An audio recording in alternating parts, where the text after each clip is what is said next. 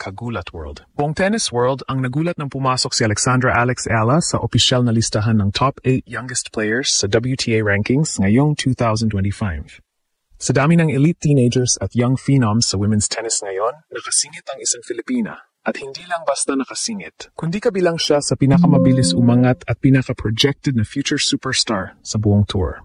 Sa murang edad na 20, pasok si Alex sa ranking elite kasama ng mga top prodigies mula Europe at North America.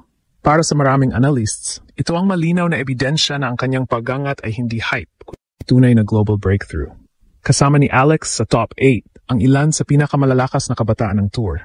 Iva Jovic, Mira Andreeva, Teresa Valentova, Victoria Mboko, Maya Joint, Sarah Bajlak at Sila ang itinuturing na bagong mukha ng WTA. At ngayon, isang Pinay ang kabilang sa grupong iyon.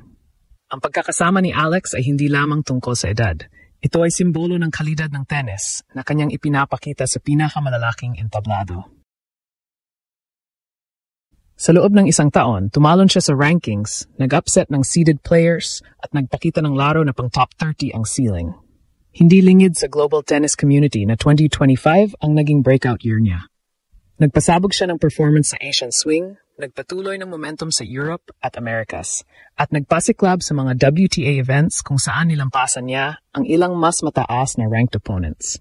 Pinuri ng analysts ang kanyang court IQ, defensive maturity, at kakayahang manatiling composed sa mga pressure moments. Sa mga deciding sets, maraming beses niyang ipinakita ang grit na hindi mo isiping manggagaling sa isang 20-year-old.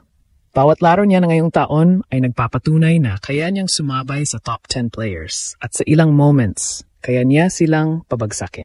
Pero ang mas malalim na dahilan kung bakit gumulantang ang buong mundo ay ito. Isang Filipina ang pumapasok sa terrain na dati ay tila imposibleng maabot ng mga atleta mula sa Southeast Asia. Sa tagal ng paghihintay ng Philippine tennis para magkaroon ng tunay na global contender, si Alex ang naging sagot. Ang kanyang pagsama sa top 8 youngest ay hindi lang accomplishment niya. Accomplishment ito ng buong bansa. Sa bawat bata na nangangarap mag-tennis, sa bawat magulang na nagsasakripisyo, at sa bawat Pilipinong umaasang may magtatagumpay sa global sports stage.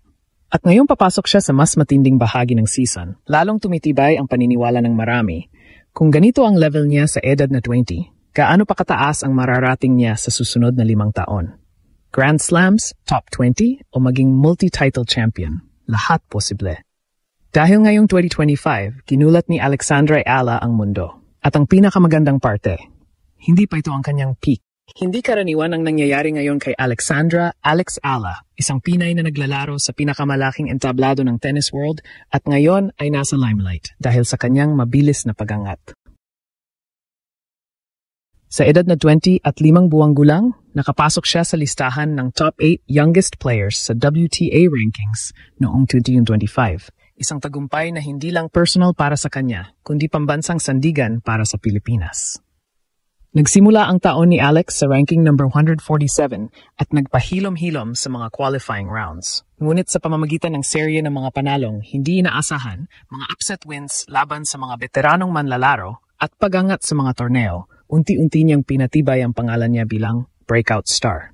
Isa sa mga landmark moments ang panalo niya laban kay Iga Swiatek sa isang mataas na antas ng torneo, pati na rin ang pagiging unang Filipina na tumuntong sa top 100. Ang pagkakasama niya sa listahan ng 8 pinakamabata ay isang konkretong patunay ng progreso niya. Hindi lang siya nangunguna sa bansa, kundi kumakatawan sa bagong henerasyon ng tennis at may potensyal na gawing global brand. Sa listahan ay makikita rin ang iba pang bataang bituin tulad ni Mira Andreeva at Victoria Mboko, mga pangalan na kilalang-kilala sa circuit. Ang pagkasama ni Alex sa ganitong grupo ay nagbigay ng mensahe, nasa ibang liga na siya ngayon. Para sa Pilipinas, ang significance nito ay napakalaki. Hindi lang basta tagumpay ng isang atleta ang nakikita natin. Ito ay simbolo ng posibilidad para sa buong bansa. Sa loob ng dekada, maraming manlalaro ang nangangarap ng ganitong antas ng representasyon sa tennis global stage. At ngayon may isang batang Pinay na ginagawa ito. Ang storyline niya ay may tema ng sakripisyo, dedikasyon, at pag-angat. Mga bagay na ginugulat hindi lang ng tennis world, kundi ng bawat kabataang Pilipino na may pangarap.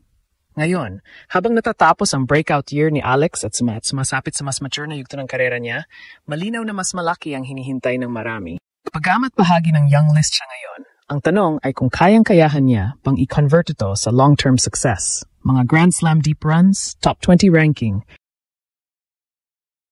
at titulong mararating ng mga nanguna na sa circuit. Ang pundasyon at momentum ay nandoon na, at ang bansa ay sabik na sabik sa susunod na kabanata. Sa kabuuan, hindi lang headline ang pagkakasama ni Alexandra Ala sa top 8 youngest sa WTA 2025. Ito ay isang panawagan. Panawagan na kumilos, mag-dream, at maniwala. Ang buong mundo ay ginulat niya. Ngayon, tanong na lang, sino ang susunod? Dahil ang totoo, ang pagkasama niya sa listahang ito ay hindi simpleng recognition. Ito ay resibo ng revolusyong unti-unting binubuo ni Alex. Una, mahalagang tandaan na ang top 8 youngest list ay hindi listahan ng cute prospects text lang. Ito ay listahan ng mga batang atleta na sa murang edad ay hindi lang basta nakapasok sa WTA rankings. Sila ay nagdomina, nagpasiklab, at nag-establish ng tunay na threat level sa mas matatandang veteran. Kasama rito sina Mira Andreeva na may Grand Slam breakthroughs, Brenda Fruvirtova na kilala sa technical polish, Victoria Mboko na may explosiveness, at Alina Korneva na World Junior Champion caliber. Ang buong mundo ay kilala ang mga batang ito dahil sila ang future pillars ng WTA. Ang pagkakapantay ni Ala sa mga pangalang ito ay hindi lamang unexpected. Ito ay historic para sa bansa. At kung iangat pa natin ang lens, makikita na may dalawang dahilan kung bakit espesyal ang posisyon ni Alex. Una, siyang nag-iisa mula sa Southeast Asia na nasa elite young list. Ikalawa, wala siyang tennis powerhouse backing tulad ng Russia, Czech Republic, o Canada. India at China ay may mga robust tennis academies na may malaking pondo. Ang Pilipinas? Walang ganong infrastructure. Kaya ang pagdating ni Alex sa top 8 ay parang pagdungaw ng liwanag mula sa napakatagal na madilim na kalangitan ng atin. Pangalawa, ang consistency ni Alex ngayong 2025 ang tunay na bumubuo sa narrative. Hindi lang siya nagkaroon ng isang malaking upset win, nagsunod-sunod siya ng quality results. Quarterfinal runs, main draw breakthroughs, panalo sa seeded players, at malaking pag-angat sa rankings. Ang trajectory niya ngayon ay kapareho ng pattern na makikita mo sa mga rising superstars. Hindi biglaan, hindi tsamba, kundi tuloy-tuloy at matibay. Pero ang pinakamalaking aspeto, ang pagbabago ng pagtingin ng WTA World kay Alex. Dati, she was the Filipina junior champion with potential. Ngayon, she is Alex Ayala, legitimate WTA threat. Hindi na siya tinatrato bilang novelty. She is scouted, she is analyzed, she is game planned against. At yan ang tunay na sukatan na nakarating ka na sa elite young territory. Para sa Pilipinas, ang epekto nito ay mas malalim.